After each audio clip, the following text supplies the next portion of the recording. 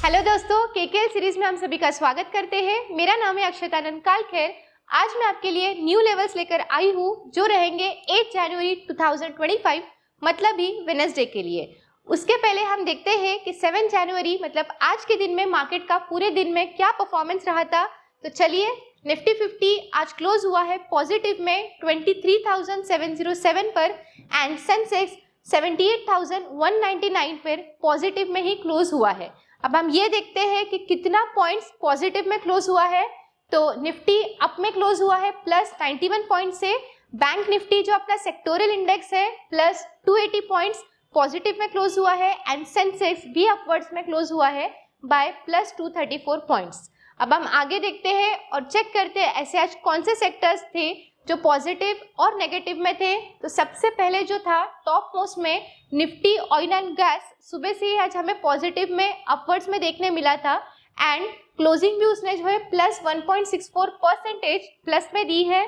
Second जो हमारा main sector Nifty health care, ये जो है ये सेक्टर भी हमें पॉजिटिव में देखने मिला था जो प्लस 1.55% ही क्लोज हुआ है। निफ्टी मीडिया भी आज पॉजिटिव में क्लोज हुआ है बाय प्लस 1.36% से एंड निफ्टी आईटी एक इकलौता ऐसा सेक्टर था जो आज पूरे दिन में नेगेटिव में ही चल रहा था एंड नेगेटिव में क्लोजिंग देकर उसने माइनस 0.68% में यहाँ पर नेगेटिव में क्लोज हुआ है।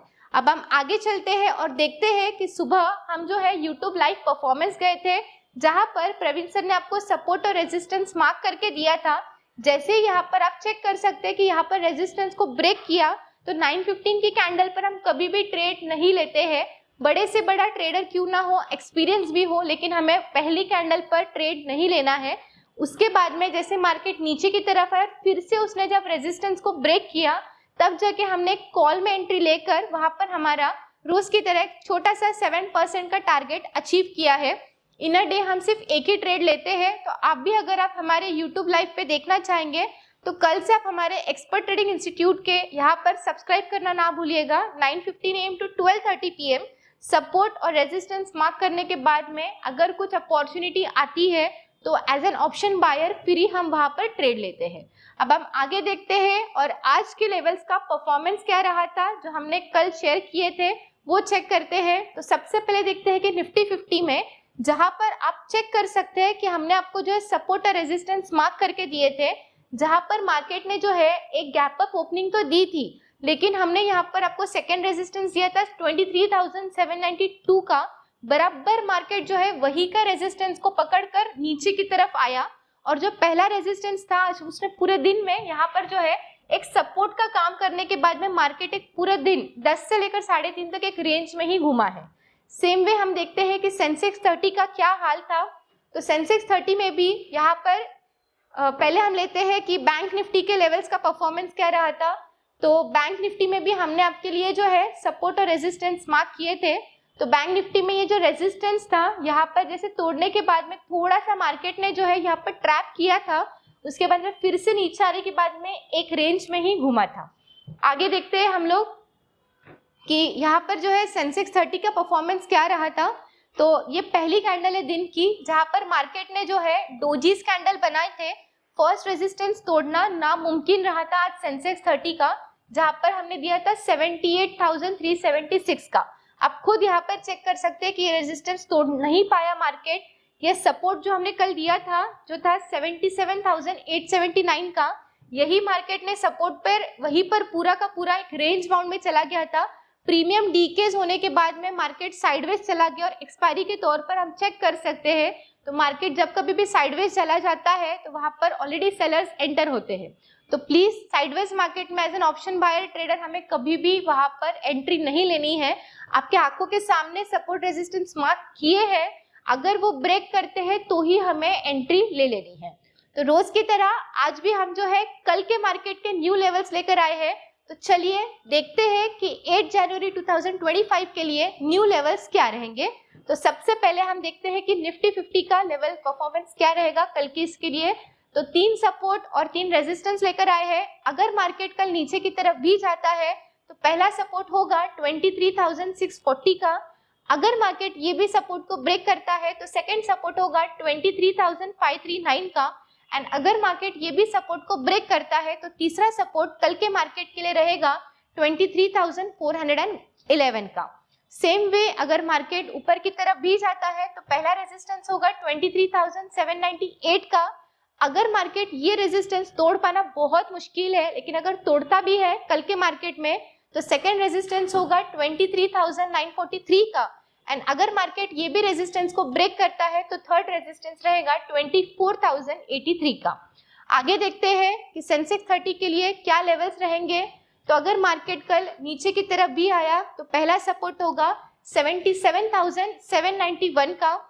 अगर मार्केट ये सपोर्ट को ब्रेक करता है तो सेकेंड सपोर्ट होगा 77,378 का। एंड अगर मार्केट ये भी सपोर्ट को ब्रेक करता है तो तीसरा सपोर्ट कल के मार्केट के लिए रहेगा 76,954 का। सेम वे अगर मार्केट ऊपर की तरफ भी जाता है तो पहला रेजिस्टेंस होगा 78,443 का।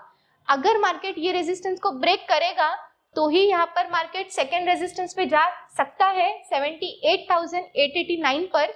एंड अगर मार्केट ये भी रेजिस्टेंस को ब्रेक करता है तो तीसरा रेजिस्टेंस कल के लिए रहेगा 79,313 का। सेम वे आपके डिमांड से हमने आपके लिए जो है बैंक निफ्टी के लेवल्स भी लेकर आए हैं। तो चेक करते हैं कि बैंक निफ्टी के लेवल्स क्या रहेंगे। तो अगर मार्केट नीचे की तरफ आता है तो पहला सपोर्ट होगा 49,799 का। अगर मार्केट ये सपोर्ट को ब्रेक करता है तो सेकंड सपोर्ट होगा 49,485 का। एंड अगर मार्केट ये भी सपोर्ट को ब्रेक करता है तो तीसरा सपोर्ट होगा 49,069 का।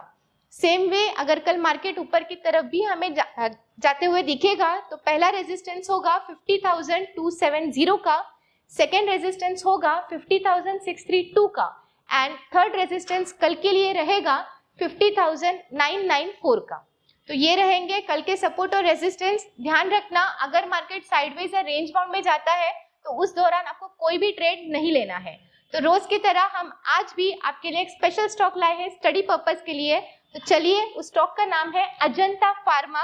ये एक फार्मा कंपनी है जिसका फिलहाल में करंट मार्केट प्राइस चल रहा है 2,998 रुपीज। चेक करते हैं कि ये कंपनी जो है कब फाउंड हुई थी। तो आगे से थोड़ी सी इसकी जानकारी ले लेते हैं कि ये फाउंड हुई थी इन द ईयर 1973।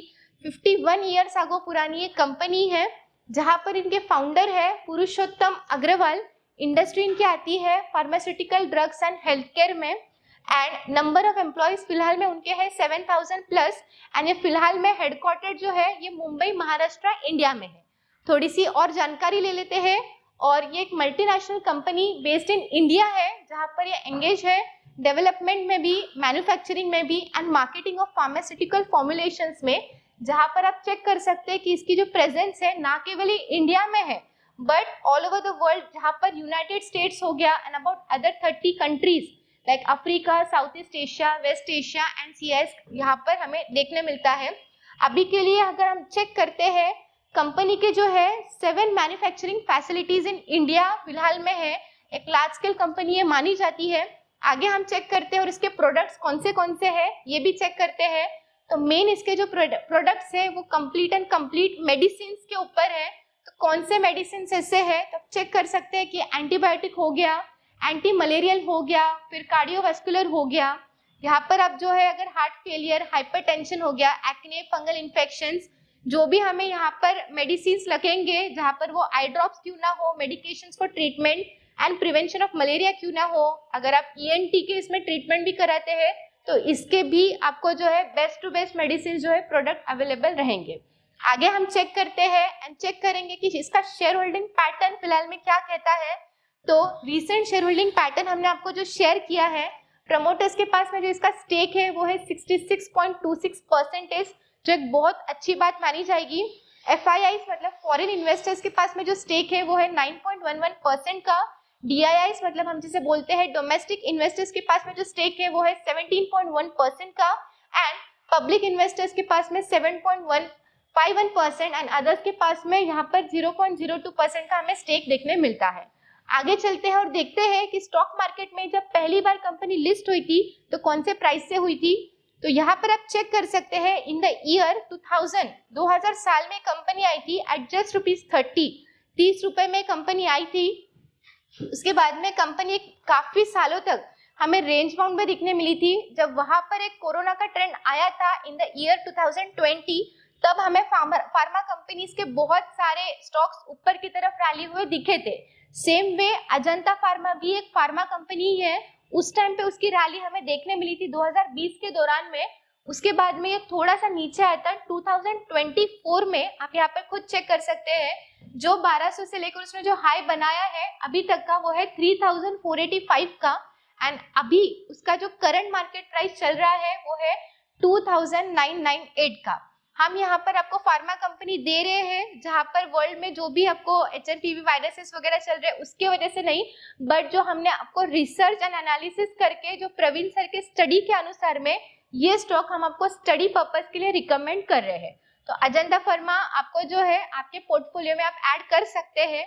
तो दोस्तों आज के लिए बस इतना ही, हम कल फिर मिलेंगे सेम वक्त पर, तब तक के लिए धन्यवाद। ऐसे और भी इंफॉर्मेटिव वीडियो की जानकारी के लिए हमारे एक्सपर्ट्स ट्रेडिंग इंस्टीट्यूट की यूट्यूब चैनल को सब्सक्राइब करें और ऑल नोटिफिकेशन को ऑन करके रखें।